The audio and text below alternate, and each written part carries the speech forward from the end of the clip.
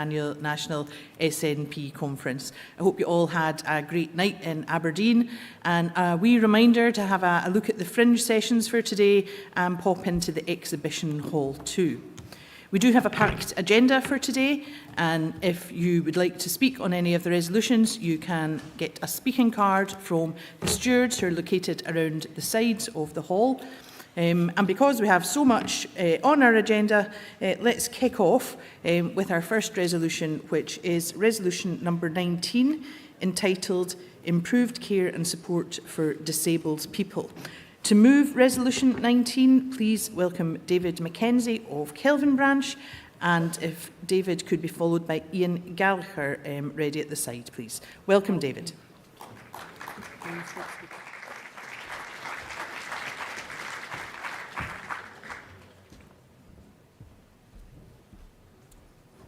Good morning, colleagues.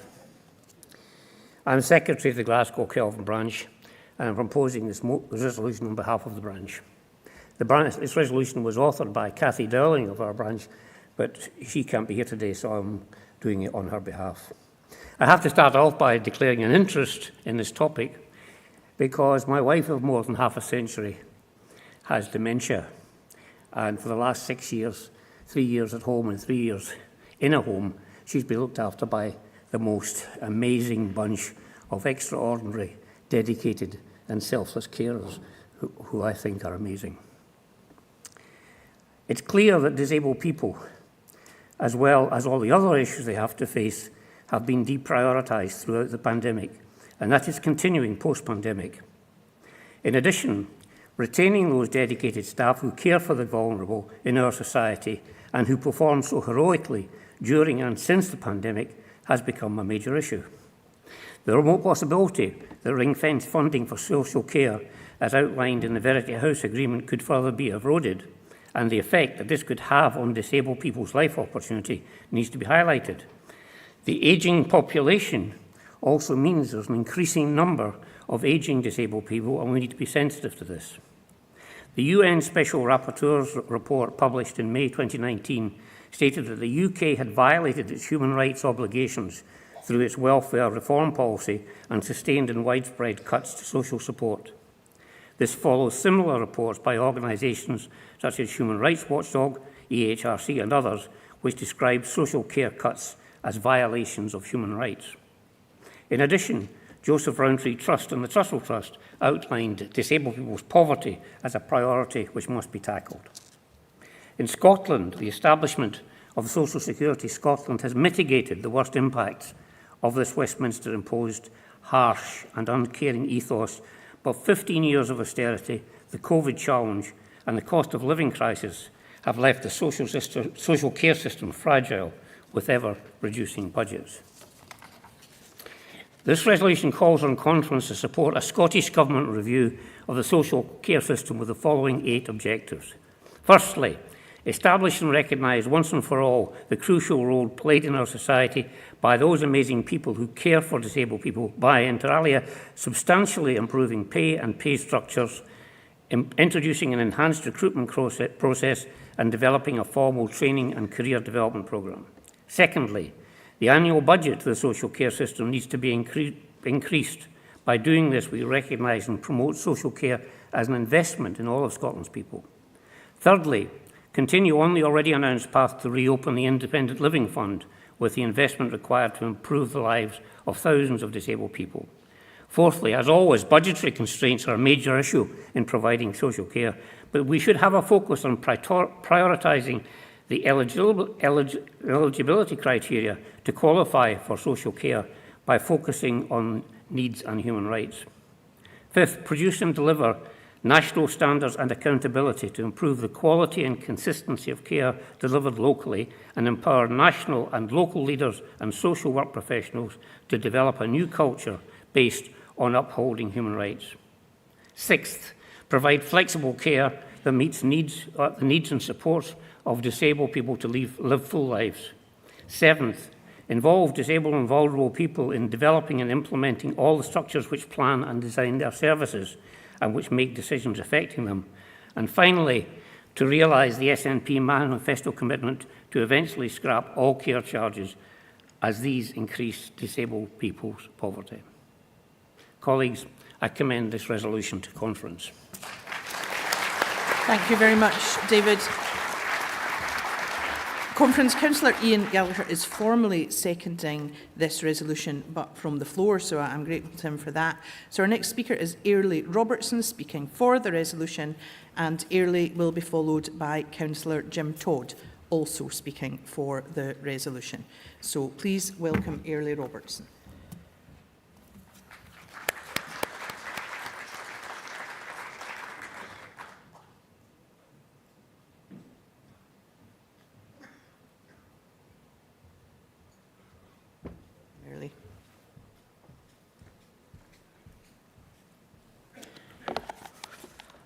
Good morning, Conference. Today I want to speak about why this resolution is vital for the disabled people in our country, and that we need to bring prioritising disabled people back to the forefront of policy and decision-making over the next couple of years.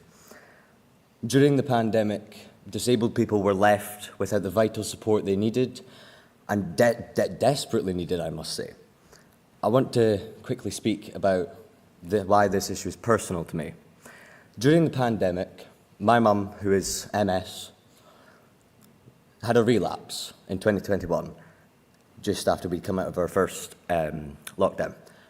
She was left lying on her bathroom floor for 13 hours waiting for an ambulance to arrive because it wasn't an emergency, because she was disabled.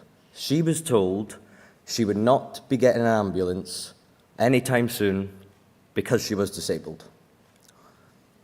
And just to me, that is a disgrace.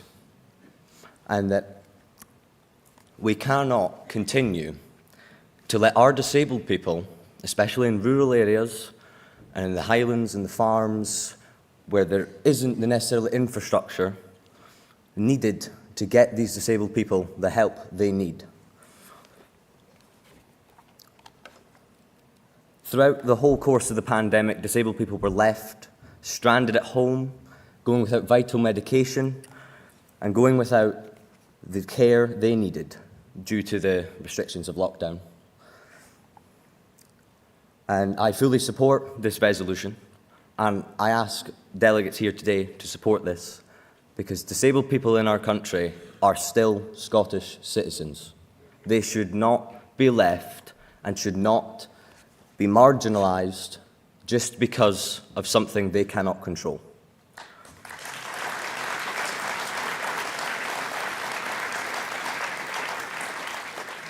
Westminster will gladly say that they support disabled people and that they care about people in Scotland, when in reality they only care about lining their deep pockets even more.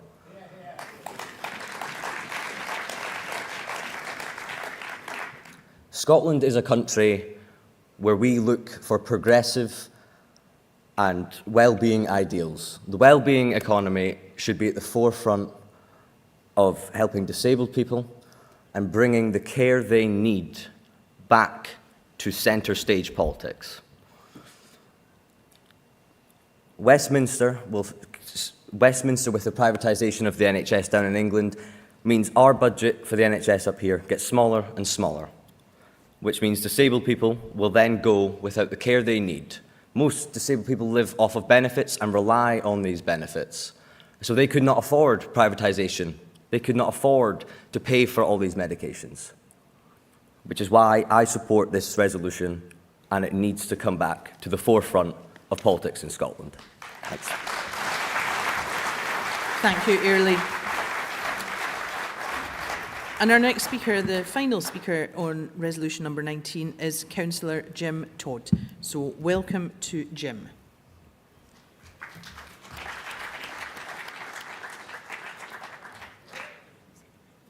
I'm looking for Jim, if he's on his way.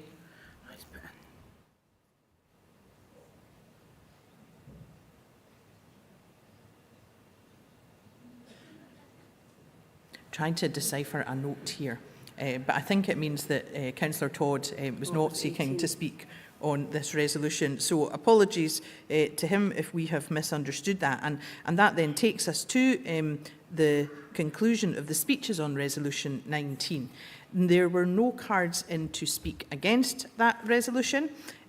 So I wonder, Conference, if we can agree that that is accepted by acclaim.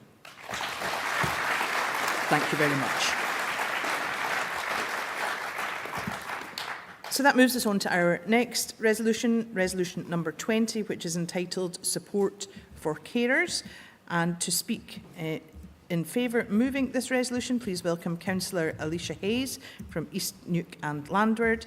And Alicia will be followed, seconding the resolution, by Lynn Kent, also of East Neuk and Landward. Welcome, Alicia. Thank you, Convener. Good morning, Conference. On the 15th of September 2015, the then Minister for Europe and International Development spoke in our national parliament saying, "If there is one thing that I want our nation to be known for, let it be known as the most compassionate country in the world." I was watching on the telly that day, and that aspiration voiced in our own parliament gave me such a jolt of pride in Scotland and who we could be that I've never forgotten it. And I think our party's done quite a lot to realise that ambition, with compassionate policies like the baby box, Scottish child payment, bedroom tax mitigation, free prescriptions, consumption rooms, and more widely, our welcome of refugees and asylum seekers, and many other demonstrations of the country we aspire to be when we are independent. Today, I'm asking you to take a small step towards realising the ambition that no one in society is left behind or made to feel unseen or unappreciated. Research released in October last year by Carers UK revealed that family members caring round the clock are being plunged into debt and struggling to afford food and pay bills during the cost of living crisis. Those who have been caring for more than 5 years are struggling most and are more than twice as likely to be in debt. Greater support is needed for our long-term carers. 40% of carers receiving carers allowance are in debt. More than a third are cutting back on food and heating. Some carers can also struggle to have a life beyond caring. These issues do not affect carers evenly. Women are more likely to be unable to work than men, with knock-on effects on their income and social isolation, while carers in rural areas can face challenges related to their location. Having spoken to staff in the Carer Centre in Kirkcaldy, they tell me that the situation has worsened in the past year. It's not all about money, but in financial terms, here are the numbers. Carers allowance is £69.70 per week, and that equals £3,624 per year. The allowance has an earnings limit of £132 per week, or £6,846 per year. Added together, your annual income is capped at £10,470. Earn £1 more, and you lose £3,624. The daily bill to the Department of Work and Pensions and Carers Allowance is £9,733,167, and yet carers save the UK £530 million every single day. Scotland's carers make a huge contribution to society. There are more people caring full-time for relatives or friends than there are staff working in the NHS or social care. In spring 2024, responsibility for these payments will transfer to Social Security Scotland. Carers allowance will become the carer support payment, and it will initially be set at £76.75. The Carer Poverty Coalition is made up of 100 organisations from across the British Isles, including many from Scotland. Collectively, they campaign to end poverty amongst carers, reform the benefit system, bring in better support for carers to continue paid work, and build awareness generally. The introduction of the Carers Act Scotland and the National Carers Strategy have both expressed the intentions that the contribution, impact and scale of caring are recognised, understood and reflected in our policy making, that carers are able to access the support and assistance they need, and that they are able to take up or maintain employment and education if they wish to do so. Our former Minister for Mental Wellbeing and Social Care said, "We have a shared responsibility to support carers, to raise the profile and value of care, and to work in partnership with everyone to ensure that carers receive the support they rightly deserve."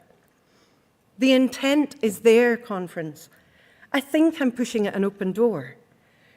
If there is one thing I want our country to be known for, let it be known as the most compassionate country in the world. The person... Don't applaud me. The person who spoke these words is now our First Minister.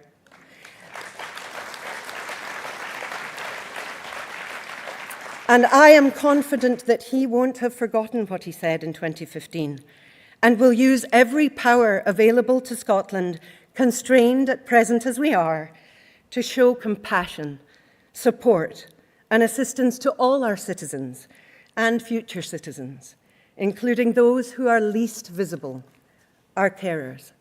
Conference, please support this resolution.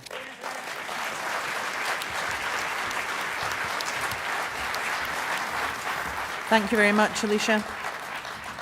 And to second resolution number 20, delegates, please welcome Lynn Kerr from East Neuk and Landward Branch. And Lynn is a first-time speaker at conference. Lynn will be followed by Councillor Lindsay Johnson. Welcome, Lynn. Good morning, Conference.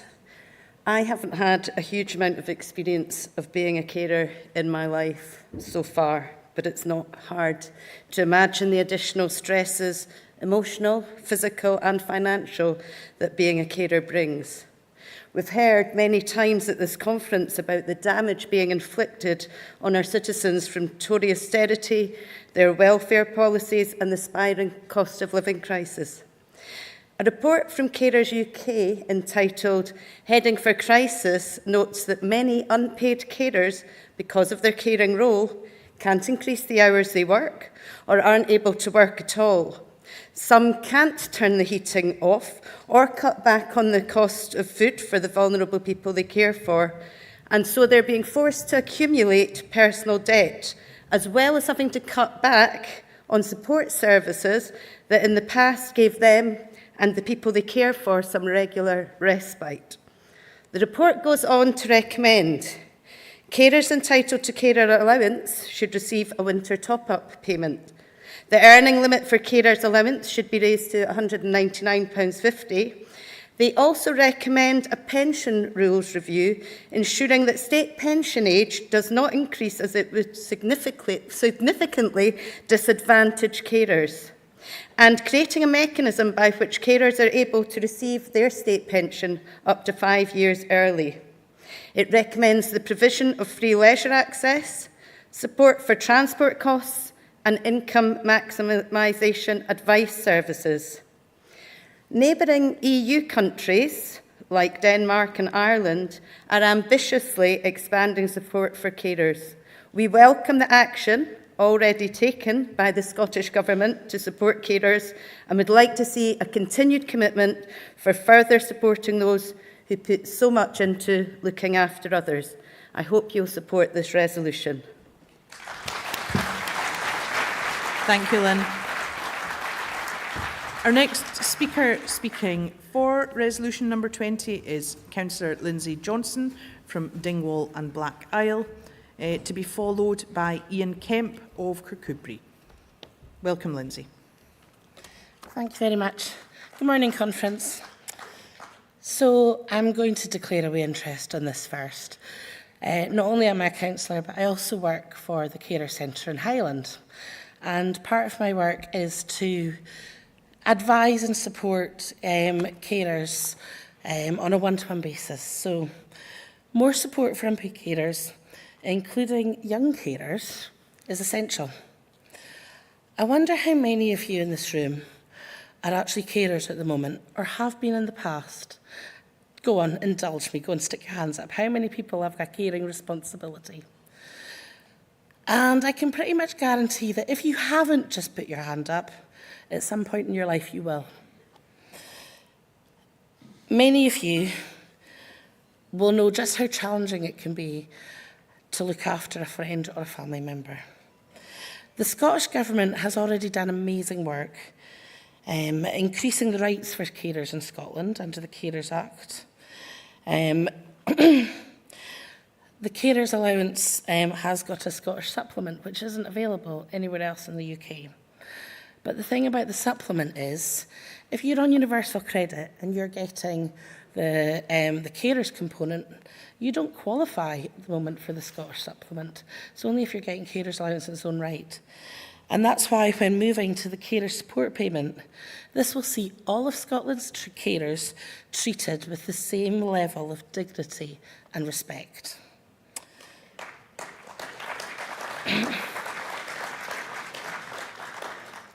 Poverty comes very quickly to our carers. Many of them are women.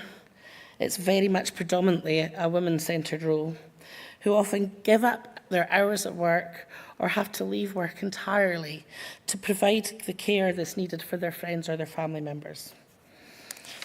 I'd like to encourage all unpaid carers to access their local carer centre. It's amazing the advice and support that you will get. Every carer in Scotland, whether they're a young carer or an adult carer, should be able to access an adult carer support plan or a young carer statement. And there's a huge amount of third sector organisations which we can't not talk about who provide support and assistance. They can help you with getting the most amazing things, whether it be well-being things, mindfulness things, things for you, the ability to access short breaks, help accessing care packages for the people that you love, help accessing short breaks, SDS, all things like that. Unpaid carers are largely unseen. It's a highly skilled, compassionate role. It's round the clock. There's no days off. You can be working for years without a break, and it's very easily to become isolated and feel trapped. However, one of the things is, at the moment, we have a care crisis in Scotland. And if I can move slightly from unpaid carers into care workers, finding care workers at the moment is like hen's teeth. We need to recognise that's a sheer effect of Brexit. So I'd like to thank you all, and I'd like to recommend this resolution. Thank you. Thanks, Lindsay. Our next speaker, also speaking for resolution number 20, is Ian Kemp from Kirkcudbright branch. Ian is a first-time speaker at conference, and he'll be followed by Councillor Margaret Johnson. Welcome to Ian. Good morning, conference. About 2 years ago, I received 2 letters from the DWP. One was a letter telling me what level of UK pittance pension I was to receive, and the second was to notify me that because I was receiving that pension, I was no longer allowed carer's allowance. I had been able to retire early because I had an occupational pension. And under DWP rules, that occupational pension was totally ignored when looking at the weekly income allowance. But as soon as I got to the UK pension, that pension was taken into account. So anybody who gets the minimum pension from the UK government automatically loses their entitlement to carer's allowance and the Scottish supplement. I was dumbstruck by that. It really felt like a kick in the teeth. My son was 16 when he was struck down with an illness, totally out of his control. Sorry.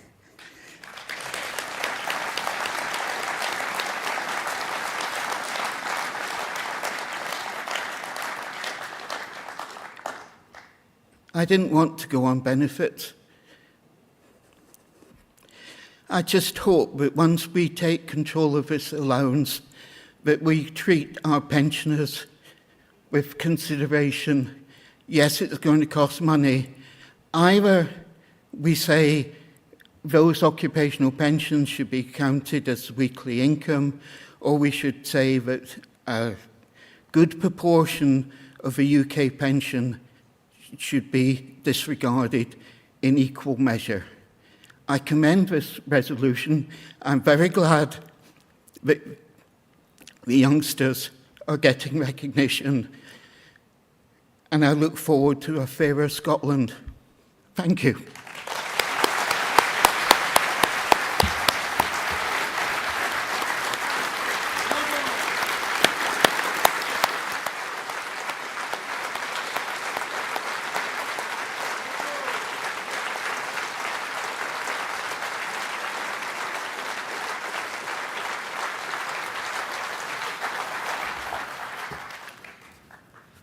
What a powerful first-time speech, Ian. Thank you very much. Our final speaker on Resolution 20 is Councillor Margaret Johnson. Welcome, Margaret.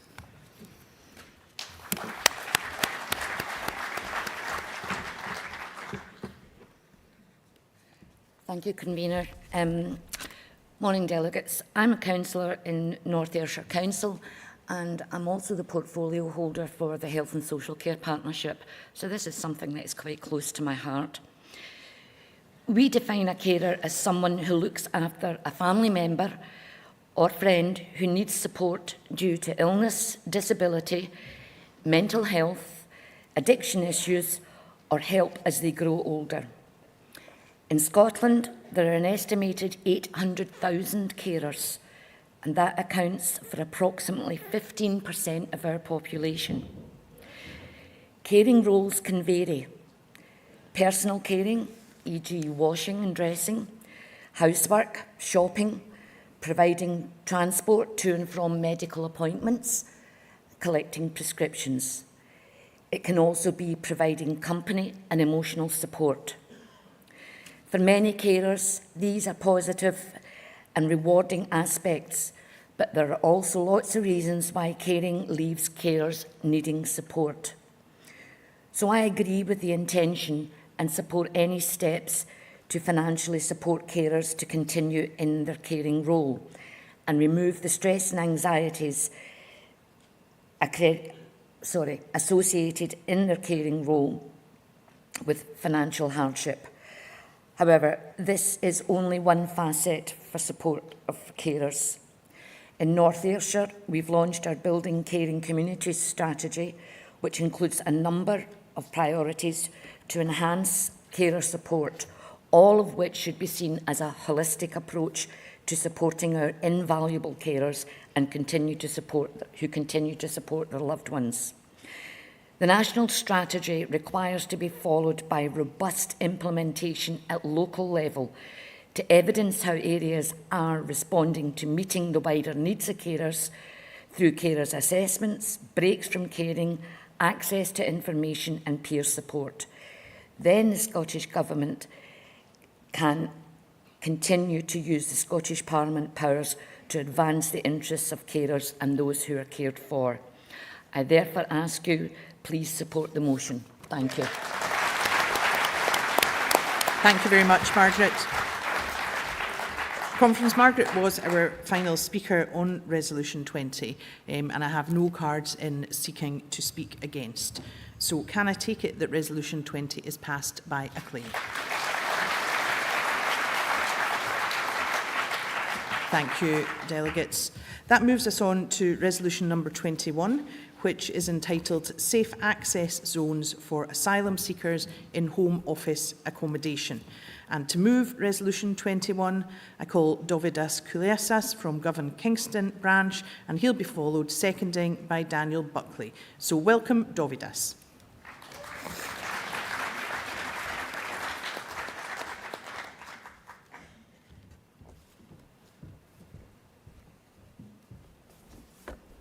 Hi again, Conference. So for months now, our Erskine here in Scotland, has been something of a flashpoint of conflict. A group of far-right activists associated with the neo-Nazi group's Patriotic Alternative and Homeland Party has been harassing asylum seekers housed in the Mufu Glasgow River Hotel in the town. They stand outside the Home Office-provided temporary accommodation, shouting racist slogans and deliberately working to incite local hostility to these vulnerable refugees. As the Herald already reported this March, this group has sought to weaponize the housing of refugees in easily identifiable hotels, and they focus on this issue to a particular degree, disseminating locally specific leaflets, infiltrating local community councils, Facebook groups, attending residents' meetings, and, of course, organising protests outside this Home Office-provided accommodation. They fearmonger about a nebulous threat supposedly posed by those asylum seekers, while their own resources and social media are plastered in the lowest grade of garden variety anti-Semitism, Islamophobia, and racism. Conference, I do not think I am saying anything controversial when I say that the SNP is a proudly anti-racist party.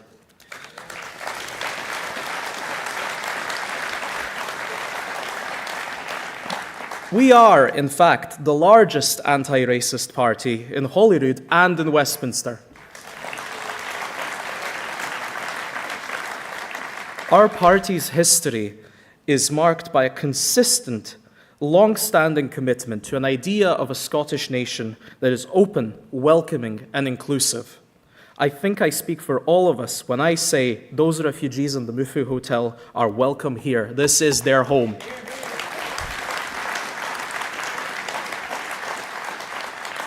Right now, however, their literal home, the place they are staying in the town that hotel is not safe. While the local community, trade unionists, and anti-racist campaigners from across Scotland have turned out to oppose these disgusting attacks on their neighbours, it cannot be overemphasised that it is not normal or acceptable for someone to worry about being called slurs, told to leave the country, or even attacked outside their own house when they are just on the way to the supermarket or their church. That is not acceptable. We would never accept such personalized racist harassment outside a tenement, outside a city block, or any other dwelling that people live in. The Home Office provided that accommodation, but policing is a devolved matter. And it is Police Scotland that enforces the law. The Scottish Government has already confirmed that it endorses the principle of buffer zones around clinics providing abortion services, areas in which political protest would be limited in order to protect those accessing those services. What this motion proposes to do is to extend that principle to asylum accommodation across Scotland, something that may well become essential for public order in a situation where the number of hotels used as asylum accommodation is likely to continue to increase. Conference, I ask you, stand with our neighbours. Say it loud, say it clear. Refugees are welcome here. Thank you very much, Dovidas. Our next speaker, seconding Resolution 21, is Daniel Buckley from Paisley Tannahill branch, who will be followed by Erin Lux. So welcome to Daniel.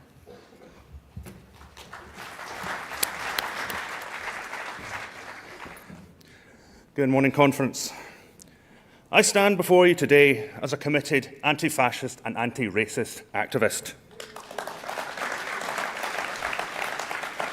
In Scotland, we often like to think that this is not a racist country. The reality is that racist rhetoric has filtered down and influence sections of the Scottish population. Every Sunday for nearly 9 months now, myself and countless other anti-racist community activists have stood in solidarity with the refugees of the Muthu Glasgow River Hotel in Erskine in sunshine, sleet and rain.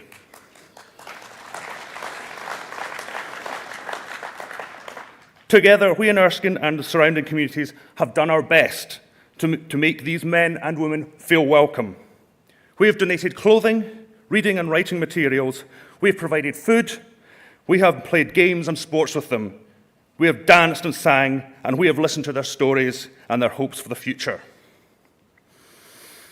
One young man, only 21, who I have got to know, fled Iran with his wife after being shot by the police. He arrived in Erskine with a bullet still lodged in his groin. He's a footballer, and he hopes one day that he'll play for a Scottish club.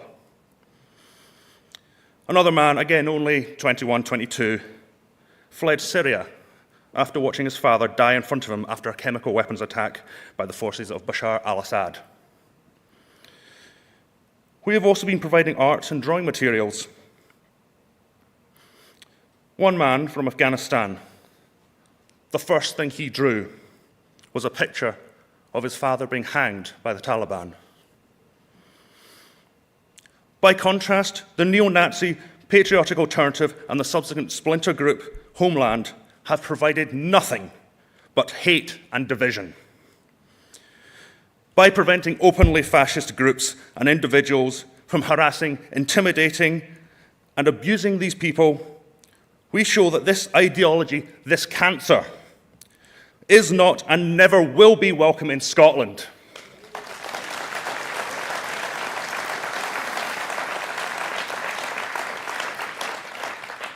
However, any future legislation that results from this motion must include exemptions for grassroots community groups and projects.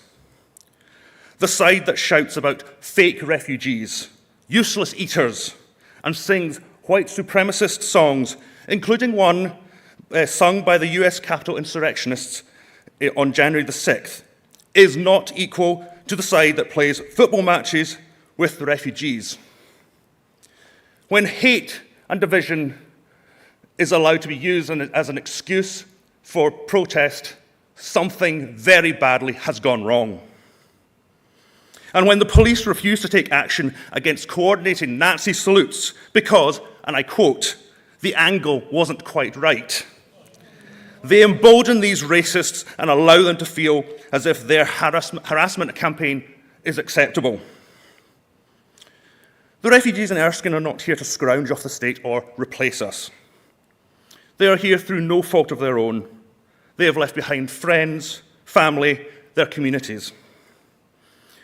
For many of these people, staying in their home countries would have meant facing persecution, torture, and death. 2 weeks ago, I asked the Iranian footballer if he would ever want to return to Iran if it was safe. He replied that he and his wife had good and bad memories of Iran, but overall they considered the Iranian book of his life closed and that they were now starting a new Scottish book.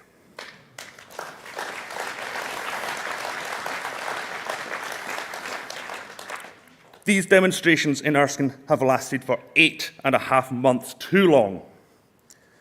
By contrast, when the far-right Highland Division attempted a similar campaign in Elgin this summer, it was opposed by local residents and politicians of all parties. The Elgin protest was crushed in a matter of weeks. So, on behalf of the refugees and activists in Erskine and across Renfrewshire, I extend this open invitation to all of you here, be you an elected representative or just a plain old party member. Come down to the Muthu Glasgow River Hotel on Sunday from 11:30 a.m. and talk to the residents of the hotel, listen to their stories, and stand in solidarity with our community. If we are truly committed to building a Scotland based on dignity, liberty, and equality, then we must fight racism in all its forms and by whatever means possible. Conference, I invite you to prove to the world that Scotland is a welcoming and safe place for all who seek refuge from violence and war, regardless of where they come from. Please support this motion. Thank you. Thank you, Daniel.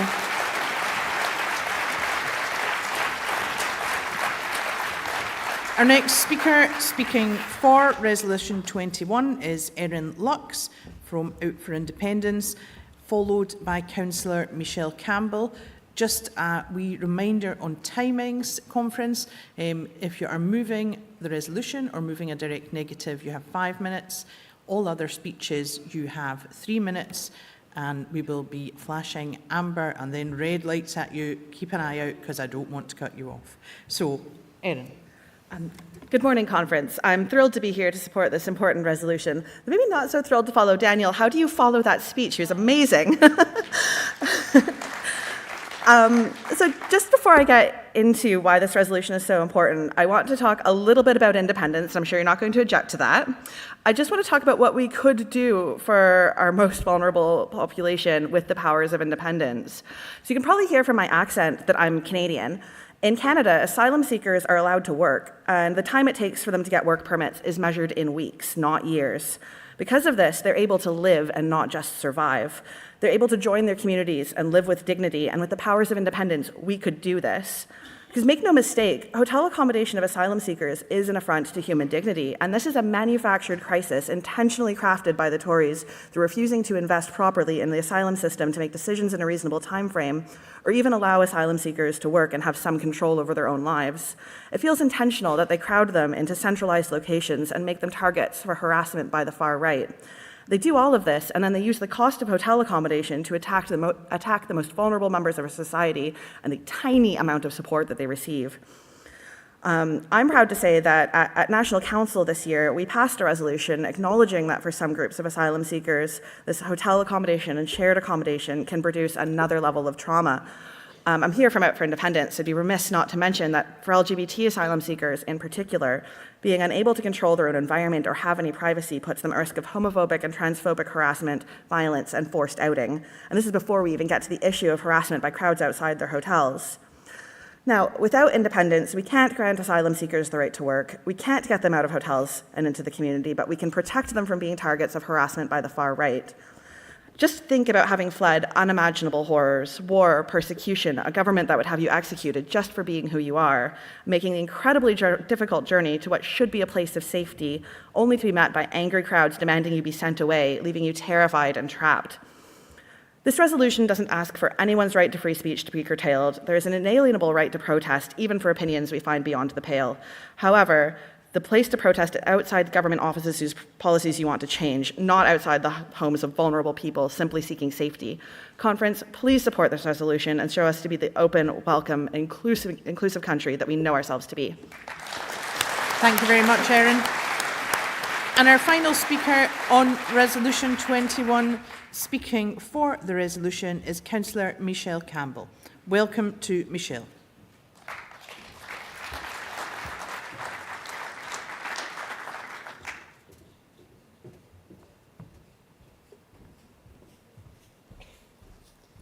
Thank you, Convener, and good morning, Conference. I am a councillor in Erskine and in Shannon, and every day I am aware, very aware of the issues, and I want to thank the speakers previously who attend day in, day out at the anti-racist efforts and inclusion. I am very aware of the work that has been done there.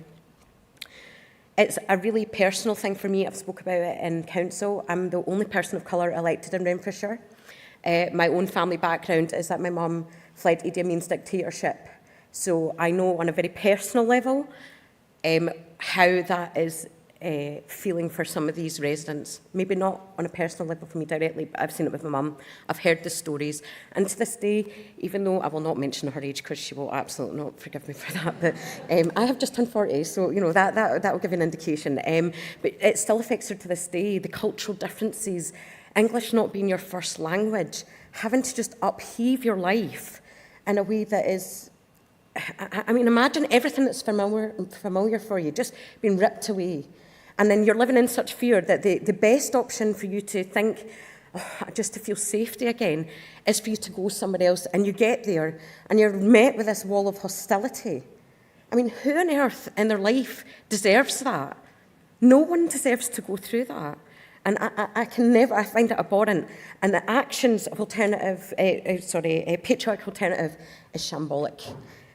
and it's cowardice, and they will never, never have success in any political field, and I will not enable their voice further.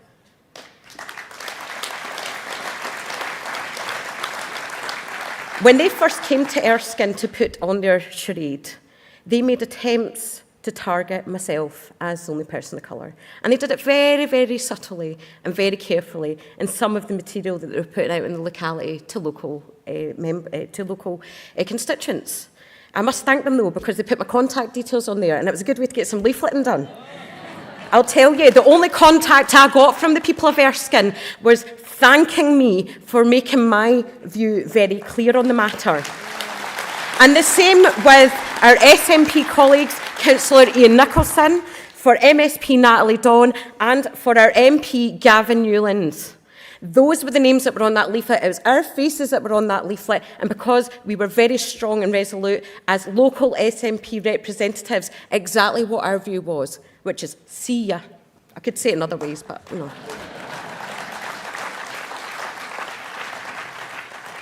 The work that has been done is phenomenal. Faith groups, community groups in particular, I will be slightly biased. I'm the chairperson for an organisation called Erskine Arts, who have been helping, working with these individuals. I know it's flashing, I promise I will just be 2 more moments. And I want to thank those local organisations who are doing so much work to be outward-facing and receiving, and let's continue to do that good work, because every single one of us is activists. That is how we flood them out, that far-right, fearing narrative that they feed on the vulnerability of people in our community. We will not accept that, and we will continue to fight it until we have our own independence to set the agenda and tone. Please support this resolution. Thank you.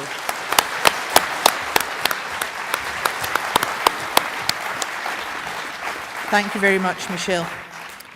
Michelle was our final speaker on Resolution 21. I have no cards in seeking to speak against. Can I therefore take it that Resolution 21 is agreed by acclaim? Thank you very much.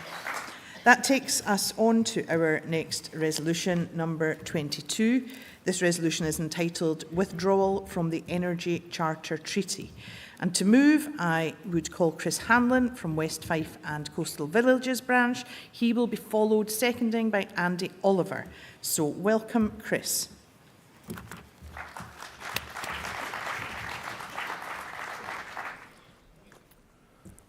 Good morning, delegates. Thank you, convener. Once again, I'm up here presenting a resolution that isn't mine. I haven't written it. I'm presenting it for a member of my branch, Susan Dyer, who is a fantastic example of, a grassroots individual who's just absolutely passionate about so many things, and it's just a credit to our party and the policy development process in our party. And also I should thank the SNP Climate and Environment Group, who have done so much work here today and over the weekend in general, and in bringing forth this resolution and so many other resolutions that we've passed in recent years. I haven't really written a big speech here, but I'll tell you a wee story instead. Back in the early 2000s, I wasn't a political nerd. I was more of a tech nerd. An impoverished tech nerd at that. So I built my own PCs from parts I scrounged from here and there, and second-hand bits and pieces, maybe the occasional new bit if I was lucky one week.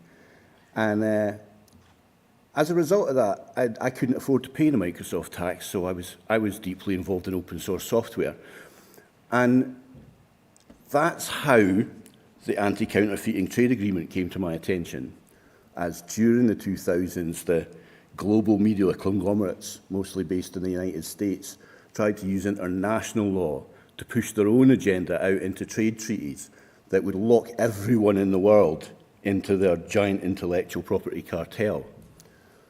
They were extending the terms of intellectual property licensing. They were just into everything. And what they were doing was they were changing the law for everybody from the top down. They were infiltrating all these treaties and going on at international level in the EU and stuff like that.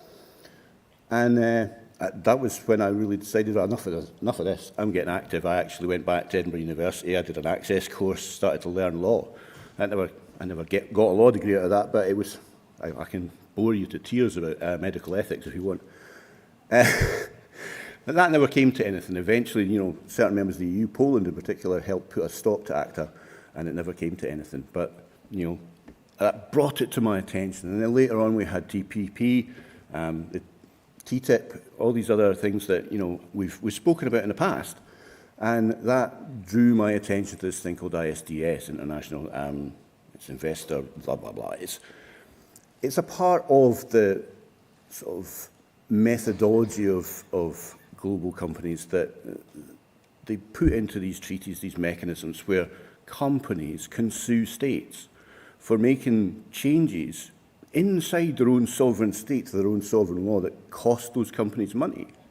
There was a period in the teens where the tobacco companies were being told by Australia that they had to put neutral or you know, graphic images onto their packaging, and those companies then took these ISDS mechanisms that were in international trade treaties, and they sued the Australian government for hundreds of millions of dollars.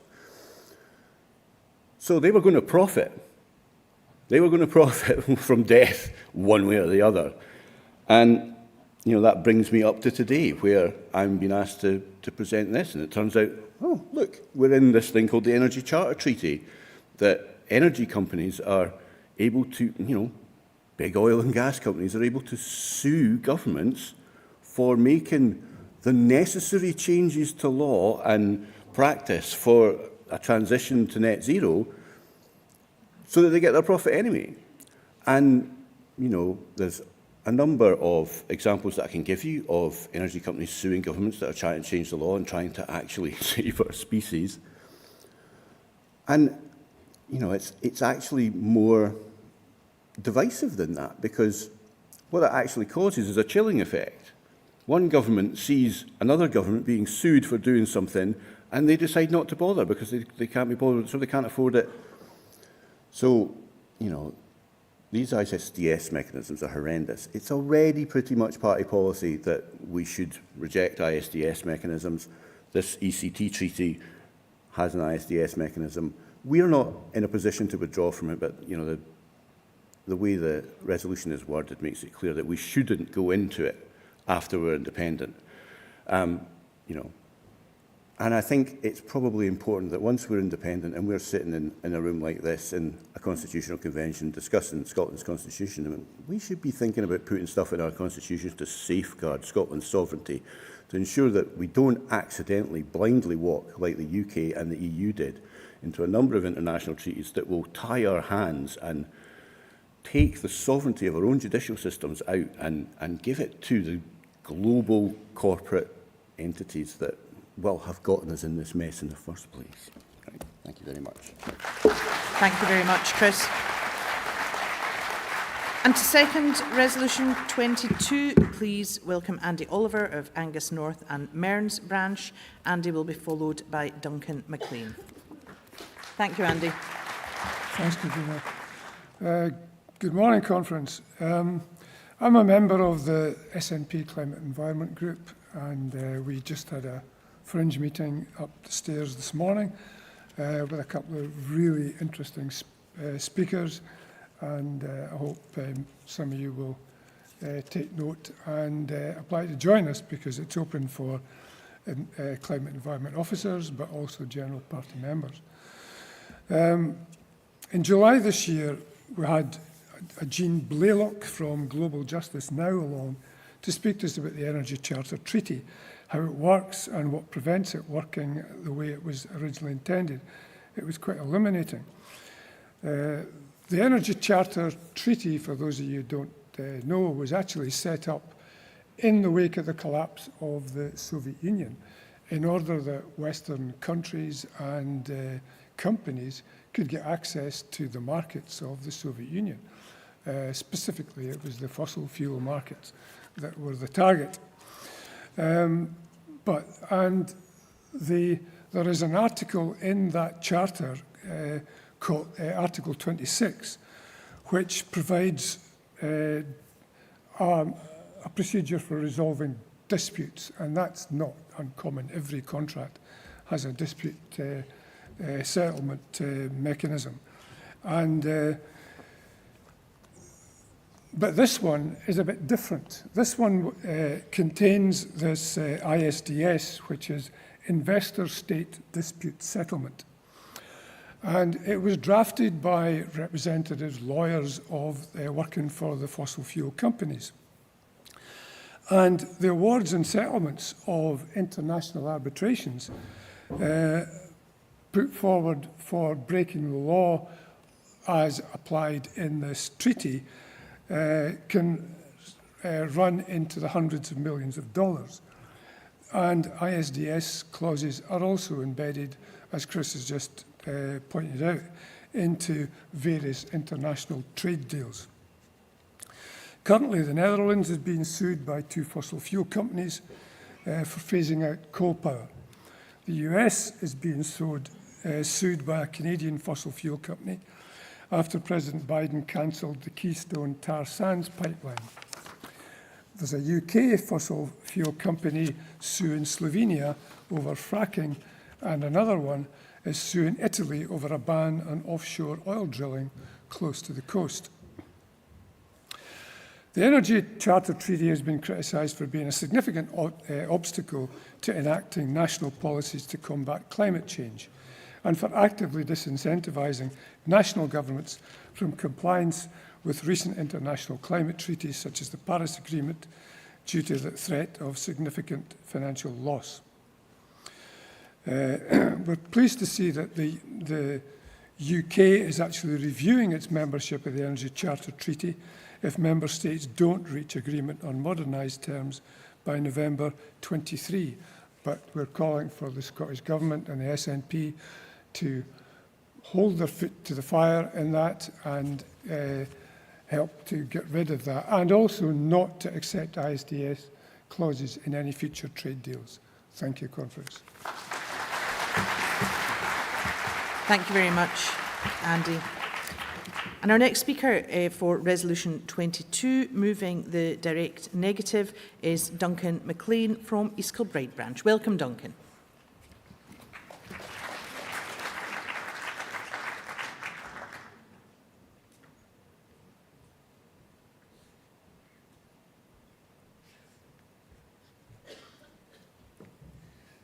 Morning, Conference. I'm sure there's a few confused people out there because I entirely agree with pretty much everything that was said by the previous speakers.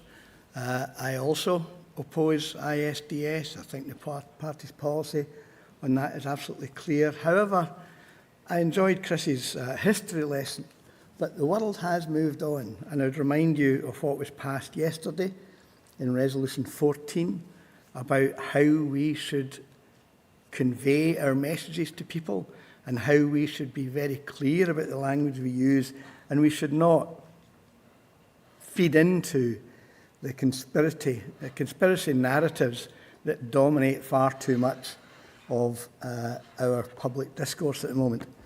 I would refer you to the beginning of the resolution, which refers to the secret Energy Charter Treaty. Now, I have got a secret buster in my hand. It's called an iPad. And I Googled Energy Charter Treaty. And there is its website. And on that website, it tells you absolutely everything about it. Every case that goes through, there are 150 listed on the website. All of the participants that are currently withdrawing. A number of our European partners are withdrawing from the treaty. I do not know how a resolution got through our conference processes that said this is a secret treaty. It should not have got through, and my direct negative is simply to allow me to spell that out, and it can be addressed quite simply by deleting the word secret from the resolution and changing a to an. It is an international treaty. There is nothing secret about it, and we shouldn't put out into the public domain that we endorse that kind of conspiracy style of language. And I acknowledge what Chris said, it was written by a local activist, but it has been processed through our conference resolution processes. And at some point, someone should have picked that up and said, that's actually not true, and it should not go in front of our conference asking members to endorse it. So I'm happy for a correspondence to take place between the movers of the motion and the National Secretary, whatever, and conference to seek to amend the resolution so that we don't put that out as our view of the world, that this openly displayed and explained treaty is actually secret. So please don't do that. And if necessary, back the direct negative. Thank you very much, Duncan. Now, Conference, I was going to gently hint to the mover of the resolution and indeed to Duncan that they might waive their right to sum up. But I wonder if Chris does wish to sum up and if that might be helpful. Yep. He's approaching.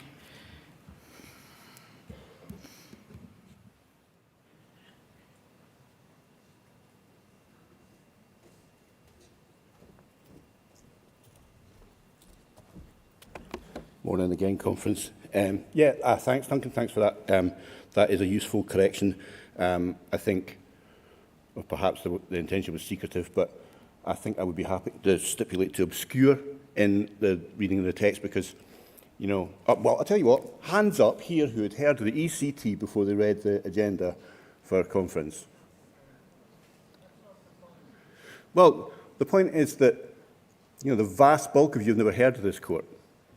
So it's obscure, and it's obscure by design. It's meant to be obscure. The vast majority of people are meant to not know it exists. So, yeah, I'd be happy to stipulate to obscure, because it is obscure. It's certainly not secret. That's Me. Okay.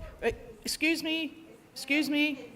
Lady from the floor, we can't have a conversation going back and forward that way. Excuse me. I appreciate all that. So it will go through me as the chair, Chris. Yeah. So the way that we can deal with this, the way that I would be agreeable to deal with this, is that you remove that word. I'm not minded that we're going to add other words. I think we've got quite a lot of text there already. So if you are minded to remove that word, then I'm looking to see if Duncan is minded to withdraw his direct negative. I can't see Duncan, so yes, he is. And are you, as the mover, content for that to happen? Totally. Okay, so I think that's probably the summing up done and dusted. So thank you very much. So, delegates, with the very helpful agreement of both parties there, we have an amended first line which removes the word secret.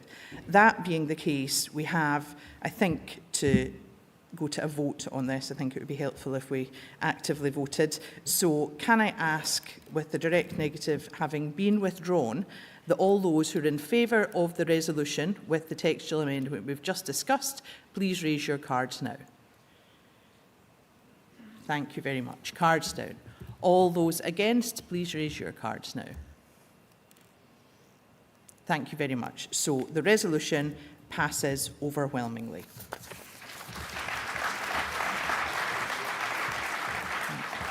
Thank you. That moves us on to our next resolution, which is number 23. It is entitled Trauma and Mental Health Services. Please welcome to move Resolution 23, Andy Stewart, who is the disabled convener. Andy will be followed, seconding by Emily Chung.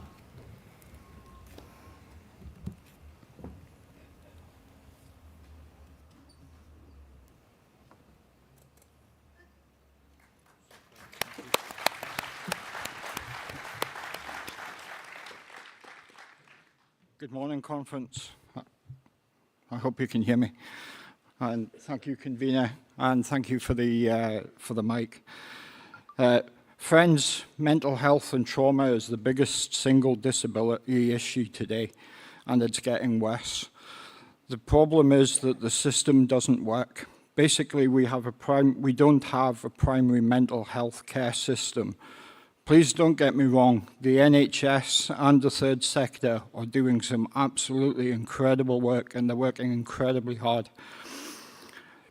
Unfortunately, the system they're working in is broken.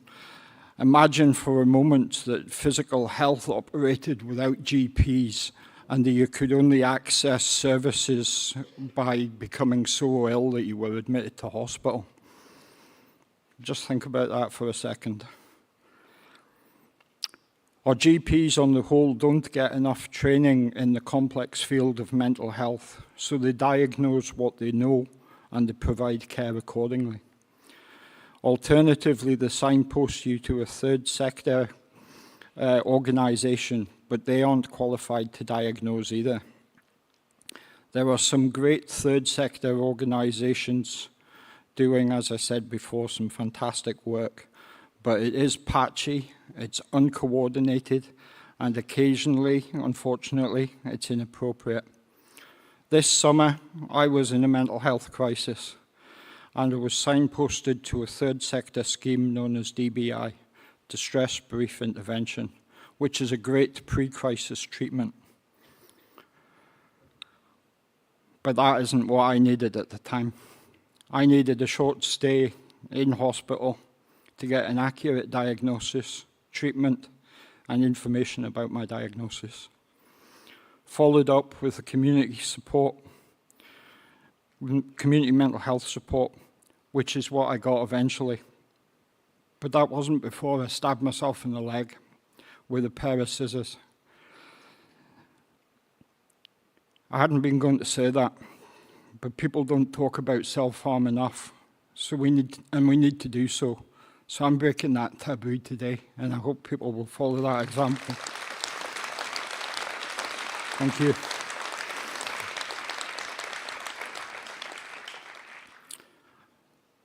I'm glad to say that now I'm on the right path, and I know of another person who was getting 6 extremely stressful trauma, psychiatric, and group support sessions per week.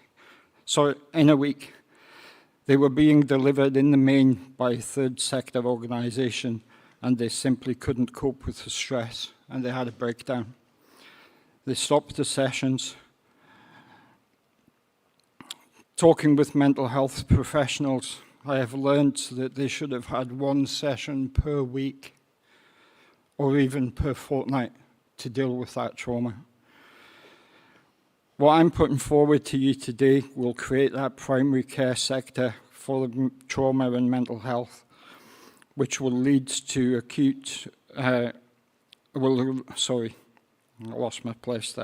will lead to early, accurate diagnosis and treatment. Some of this, I'm happy to say, is already party policy, which is being enacted by the Scottish Government, namely putting a mental health professional in every GP practice. But we can do so much better. Let's give those mental health professionals the ability to diagnose, prescribe, triage, provide that important pre-crisis treatment. This will be transformational, conference, and could reduce substance abuse, drug deaths, trauma, and abuse, as well as keeping people out of mental health hospitals, reducing the work days lost to mental health, improving productivity in the economy. That's not my bag, but hey. Conference, let's make Scotland one of the best nations in Europe to have a trauma or mental health related problem. Conference, I move the resolution.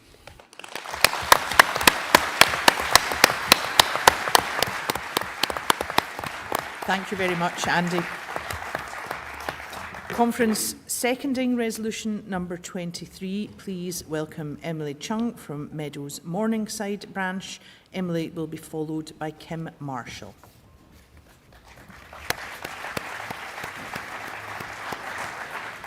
Hello again, Conference.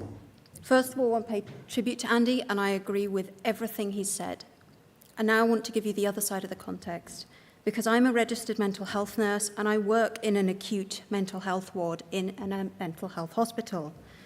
So what that means is I work with people who are unable to receive treatment or to be kept safe at home, so they come in for 24-hour care.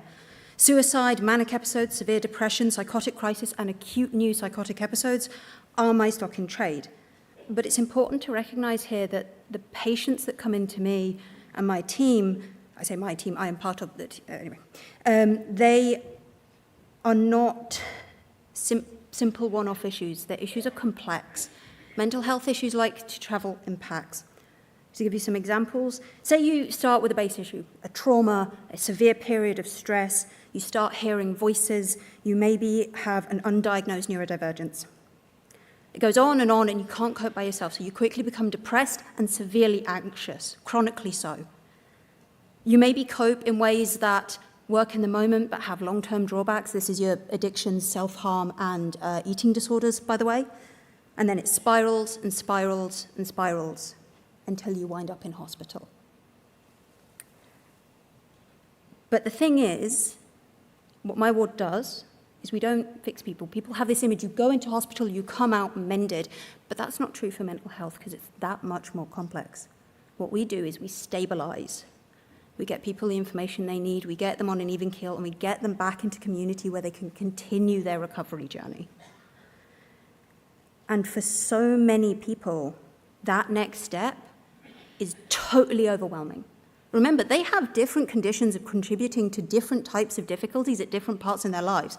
They are not people who just need a one-stop shop, one medication, one type of therapy, one type of social support. They need all of it, and they need it in a way they can access. And so often they are left organising that care for themselves. And what do you prioritise? Do you start on the flashbacks or do you start on the self-harm? Do you start on your addiction issues or your eating disorder? Do you go through getting job support and occupational therapy? Do you do this? Do you do that? It's so overwhelming. In fact, it's so overwhelming that we even have some patients occasionally who would prefer to stay on an acute mental health hospital ward than deal with it. And if you've not been on one, but especially if you have, you'll realise what an insane, well, pardon my language, what an immense statement that is. Because like I said, this situation, there are so many ways to treat mental health. Psychological therapies, medications, social interventions, specific, more holistic approaches with art and community services and getting people into appropriate accommodation. All of these things, all of your life weaves together into your mental health. And so mental health treatments are holistic. They're not one-stop shops. Your GP probably doesn't know the differences, and God love them, that's not their fault. But what we need, what so many patients need, and so many professionals need, let me be honest here, is a clear point of communication, a person knowledgeable in the whole range of mental health support to help a person prioritise their own recovery goals and to not feel forced into a one-size-fits-all approach or grabbing absolutely everything, because you don't know if you're going to get any services if you refuse any of it. Conference, please support this motion. Thank you, Emily. Our next speaker speaking for Resolution 23 is Kim Marshall from Mid and Upper Nithsdale branch. Kim will be followed by Councillor Conor McManus. Welcome, Kim.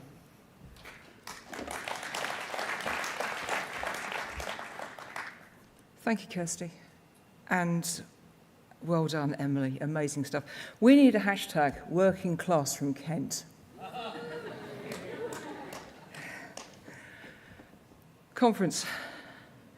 Mental health is health. I know that. I have appalling mental health issues. My daughter has mental health issues. My husband has mental health issues.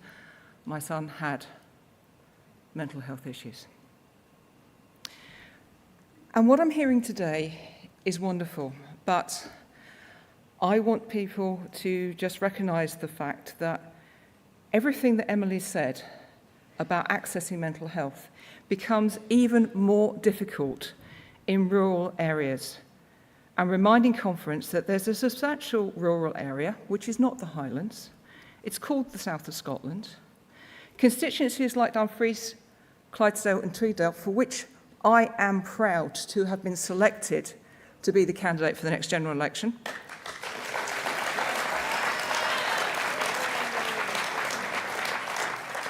Oh yeah, disabled, out and proud. Have a double deficit for lack of local services in terms of hospitals. Yeah, basically it's go to Dumfries, go to Edinburgh, go to Glasgow. Terrific. And we also have appalling transport connections. And it would be wonderful to have mental health practitioners in our GP services, but we don't have enough GPs because we have a rural housing crisis. We need connectivity in our policy making to try and solve our problems.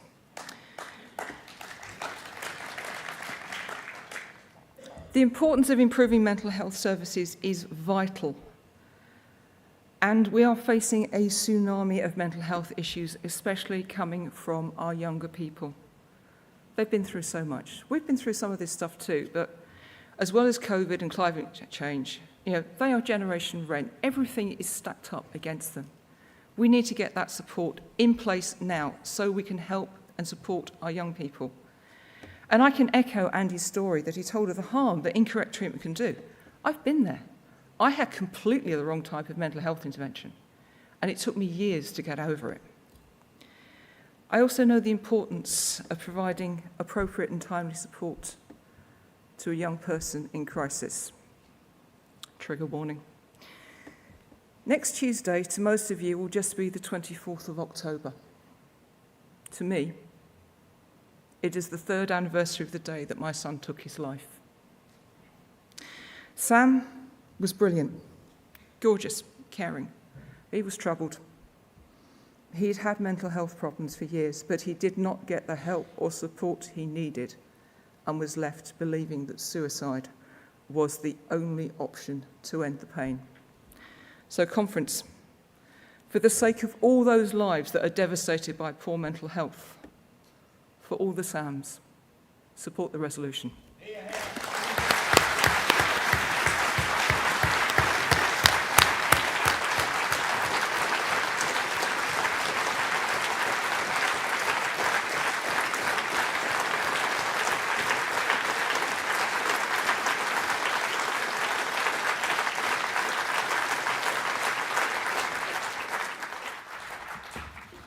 Thank you very much, Kim.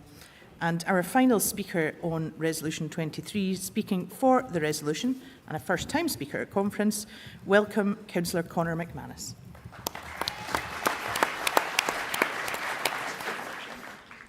Thank you, Kirsten, and thank you to everybody that has felt so comfortable in our lovely SNP bubble to share their story with everyone today. I have my own mental health story, and upon hearing what everyone else has to say, it just makes me realise how lucky I was. Perhaps not as quick as it should have been, but I did eventually get help. When I was in school, which is one of these places that need real help in the mental health space at the moment, teachers are really struggling. Post-COVID, children are really struggling getting back into the normalcy of education. Education was never really something that I enjoyed, so I can share that feeling.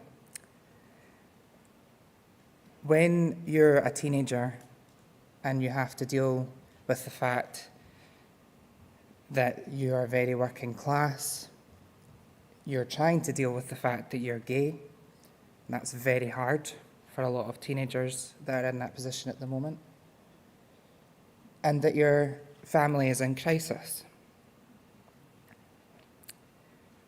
I was lucky that I had a teacher that went out of the way to help, and I managed to get the help that I needed. But so many children don't get that opportunity.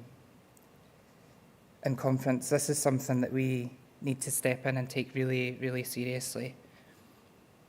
In my constituency, in my ward, I'm losing too many constituents to mental health. and it's a really, really sad reality. Local authorities need better funding. They need better funding to deliver better services. They need better funding to help third parties deliver the appropriate services for all age groups, people that are young, people that are old, people that are working, trying to just make a living in the cost of living crisis created by the Tory government. The Tory government who continually cut our budget, continually threaten privatisation of our NHS, and continually torture the people of Scotland on a daily basis. This just can't go on. So, Conference,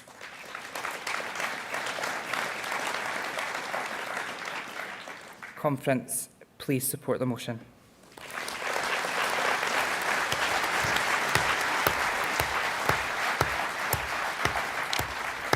Thank you very much, Conor. So, Conference, for Resolution 23, Conor was our final speaker.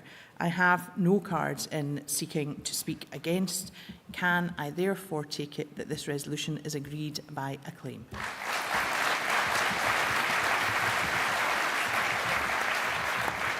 Thank you, delegates. Before moving on to our next resolution, I just want to remind you that the topical and emergency resolutions for this afternoon are on the SNP website. We will display them and read the text this afternoon, but if you want to look now, they are entitled Cost of Living Crisis, Drug Law Reform Proposals and Automatic Voter Registration. So, that being said, let's move to resolution number 24, which is entitled A9 and A96 Dualling. To move the resolution, please welcome Councillor Jeremy Fernandez. He will be followed by David Burkett.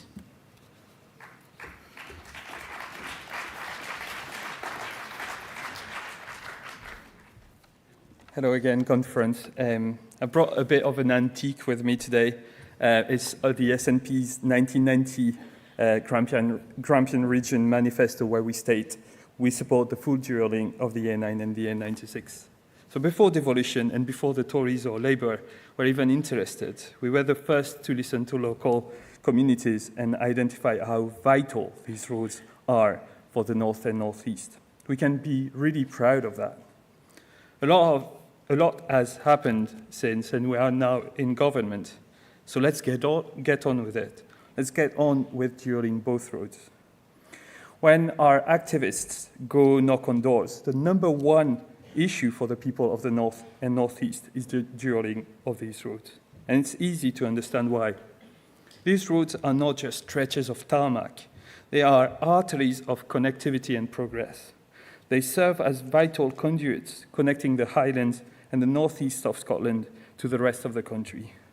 Yet these vital arteries have been plagued by congestion, accidents, and lost economic opportunities. First and foremost, the dualling of these roads will save lives. We are tired of opening the papers every week and reading about accidents. And it's not always the road, but dark roads, no passing lanes for miles on end. Confusing layouts sure don't help. We cannot put a price on saving lives.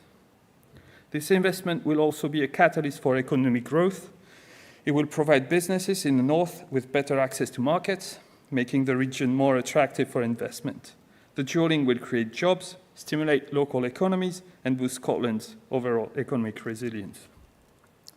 Finally, and I can't stress this enough, it will reduce our carbon footprint.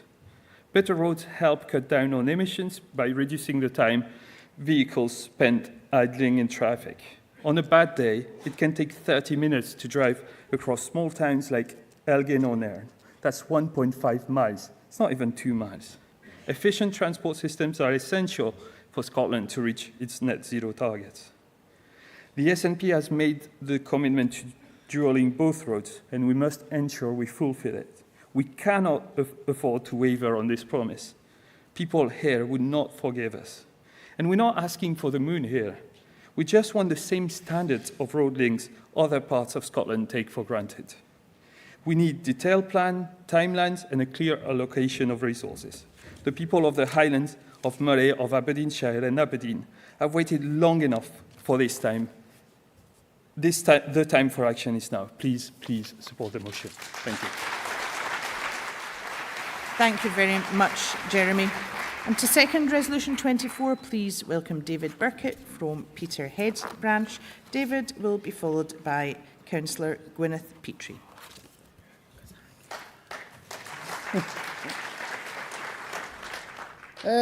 My colleagues at Peterhead branch were very proud to support this resolution from our colleagues at Elgin, and delighted to have the opportunity to second the resolution.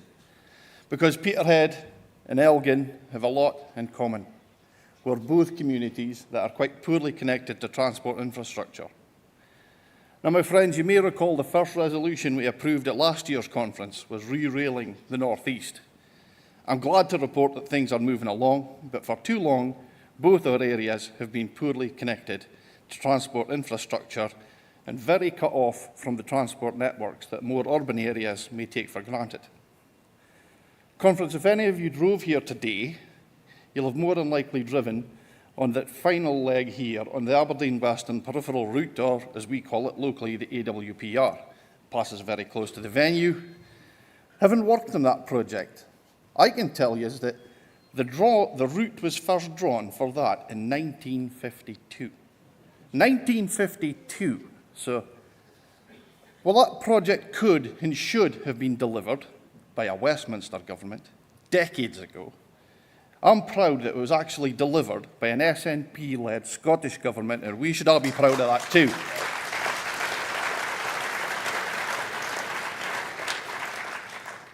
And I have to drive 26 miles before I even get to the start of the AWPR. But even at that distance, I cannot begin to tell you how transformational that has been for my community. Our community's appreciation for the benefits of the AWPR show that it won't be just Perth and Inverness and Aberdeen that benefit from the A9 and 96 projects being completed. But every community along and in between and in proximity to the routes will benefit too. But, Conference, I regret that we're even having to have these discussions because we have previously committed to this project, and as Jeremy just pointed out, sometimes it was decades ago. Now, our opposition have got to turn this project into a bit of a political football. And I'm afraid, my friends, we've given them too much possession in this game. So, SNP Elgin and SNP Peterhead propose that we tackle them and we take possession of that ball and stick it in the back of the net. Many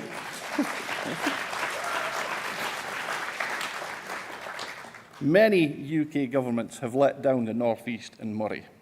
And we have an opportunity today to make sure that our SNP-led Scottish Government doesn't join that long and undistinguished list of let-down governments. And we avoid that fate very simply. We avoid it by keeping our promises. So please support the resolution. Our branch is very proud to second it. Thank you. Thank you very much, David.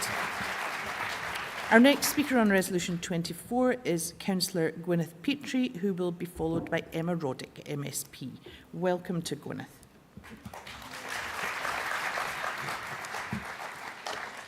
Good afternoon, Conference. I've been a member of the party now since my university days. I've worked in parliamentary offices for 14 years. I've been an elected councillor now for 7 years. And throughout that time, there are two party staples that I've somehow managed to avoid.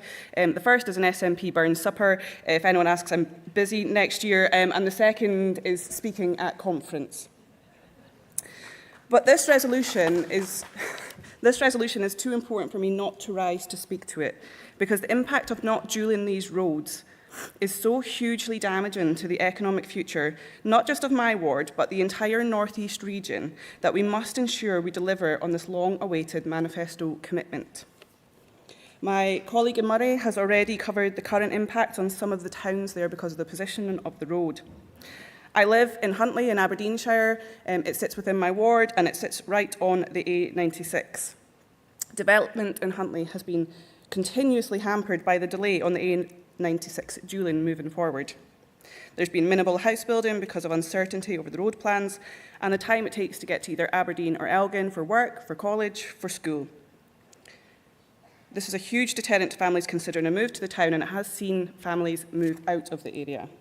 SIMD figures in Huntly and surrounding areas are going in the wrong direction, and we need to change that. We have to provide the infrastructure to provide residents with all the possibilities afforded to those living in other parts of Scotland. The other main driving force between the need to dual the road has been mentioned, and that's safety. I've heard suggestions previously of average speed cameras to improve the safety. I drive on this road every week. I drove here today. Behind the standard 4 HGVs, 3 caravans, 2 tractors and the ever-dreaded horse box. Delegates, the majority of the cars on that road don't get to the speed to be caught by the safety cameras, by the average safety cameras, or to improve the safety on the road. It is dangerous for other reasons. And the dualling of this road, along with the improvements it will bring to the design and junctions along it, will immeasurably improve the safety of all who use it.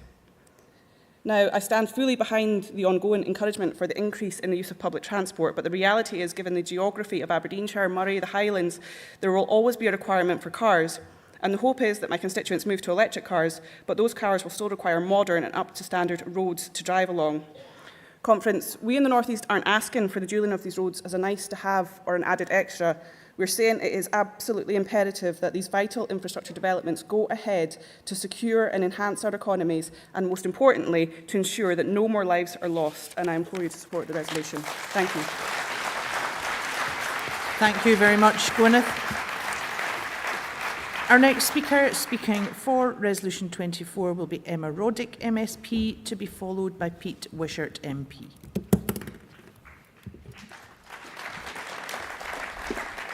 Thank you. Hello, Conference. We are not changing party policy with this resolution today. It probably doesn't need to be on the agenda, but I'm very glad that it is, because it's an opportunity for us to show that this is party policy. It is, as the resolution states, an unwavering commitment by the SNP and something that the Scottish Government continues to work on.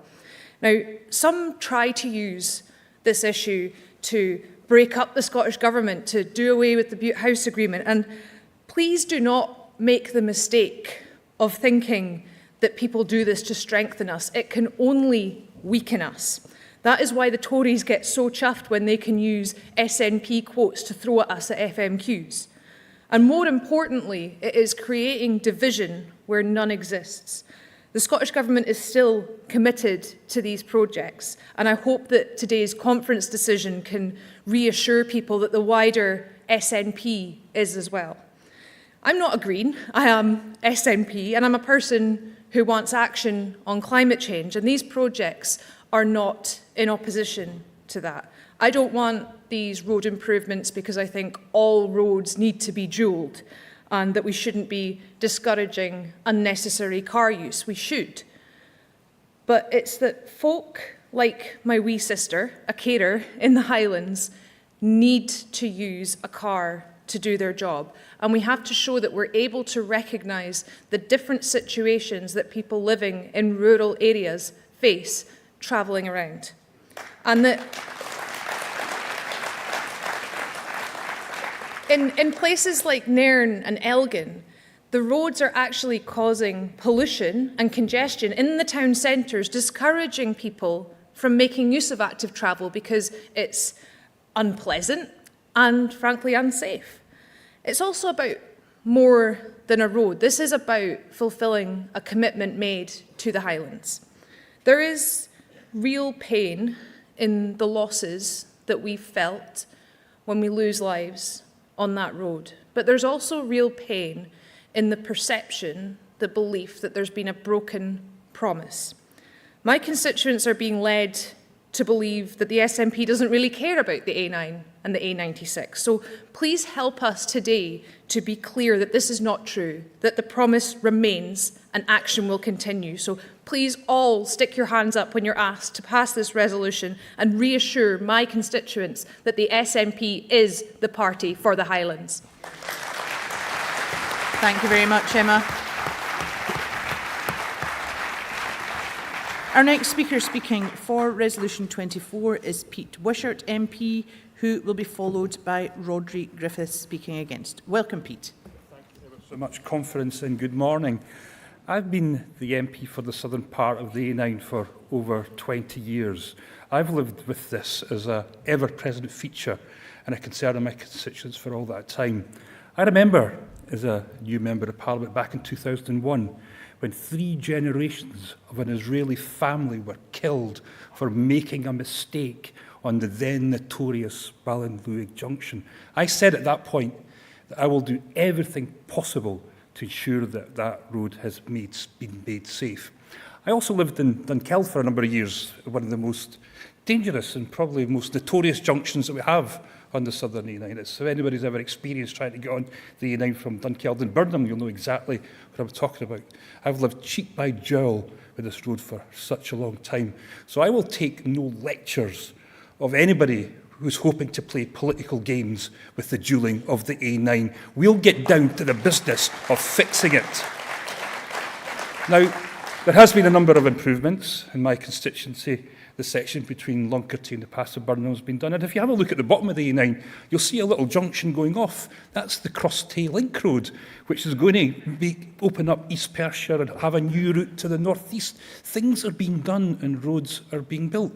But this isn't an easy project.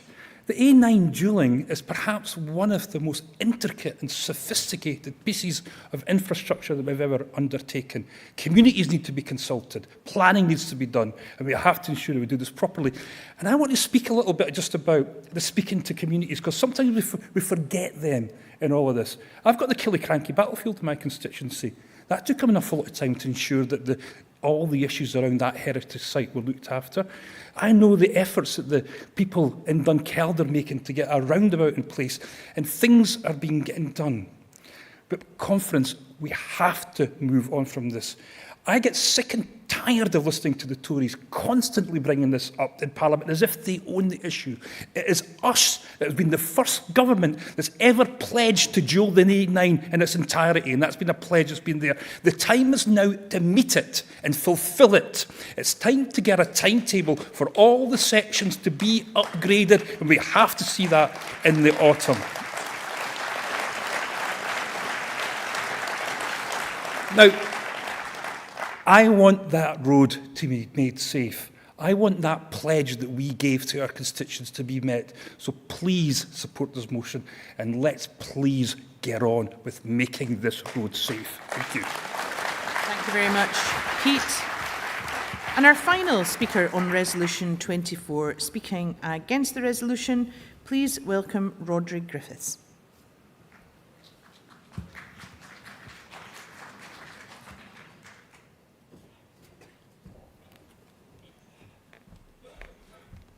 Good afternoon, Conference. Prynawn da chi. I'm the second Welsh person to speak after Rhyn ap Iorwerth, and so there are 2 Welsh people here as well as 2 Kentish people, and I'm new to the area. I make no apologies for that. So perhaps I can offer the perspective of somebody who's come from, I was living in the southern part of Britain before moving up here, and obviously originally from Wales. This is clearly an environmental issue. It's a contentious issue. I know there are people, well, certainly younger people, who are concerned about we should all be concerned about the climate catastrophe. It's an overwhelming issue. And the transition to net zero is something that we've really got to get to terms with. So this is something that I really think we should look at our priorities very carefully. Personally, I don't believe this should be party policy. It may have been party policy for a long time, but that in itself proves that we should be questioning it. This is road building is it's a way of problem solving that belongs to the past, to the 1950s, to the 1960s. We just look around this here, look at the amount in this area, the amount of tarmac and concrete there is. This is not the approach we should be taking now. We should be looking for a greener, a more environmentally friendly approach. The the answer to connectivity, and I was very impressed by the points that were being made by Tracy Little from Dumfries yesterday. If we want to really improve connectivity, we really should be looking at the railways. This is the modern way forward. We should be reopening lines like the Dumfries to Stranraer line. It's good that the line to Fraserburgh and Peterhead is going ahead. This is the way forward. But road building is not the answer. It's, and previous speakers have talked about accidents. It's not the fact that the road isn't dualled all the way. It's not to do with the road infrastructure that's causing the accidents. It's the drivers. It's the way that people are driving. So there are other ways to approach this problem. And I know it's something that it may well be unpopular on the doorstep, but I don't think, we're not a populist party. I don't think populism is the approach we should be looking for. It's what is progressive, what suits the planet, what suits the environment, and as far as I can see, this just isn't the way forward. So anyway, I hope many of you will agree with me. I'm sure if there were more younger people here, and I'm certainly not young, they'd be agreeing with me. But I really don't believe that the dualling of the A9 and the A96 is the way forward. So I hope you'll join me and vote against this motion. Thank you, Conference. Diolch yn fawr. Thank you, Rodri. So, Conference, I wonder if the mover, Jeremy Fernandez, feels the need to sum up or if he would like to waive that. He's waiving that. Thank you very much. So we will move now to voting on Resolution 24. So can I ask that all those in favour of Resolution 24 raise your cards now, please. Thank you very much. Cards down. All those against, raise your cards now. Thank you very much. Cards down. Resolution number 24 passes overwhelmingly. Thank you.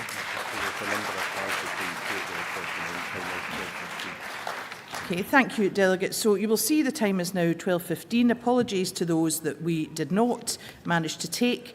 Please, can I ask that you remove all of your personal belongings from the hall at the end of this session for security purposes. If you do not do so, anything left will be removed by security and left at reception. So with that being said, enjoy your fringes and lunch and see you this afternoon.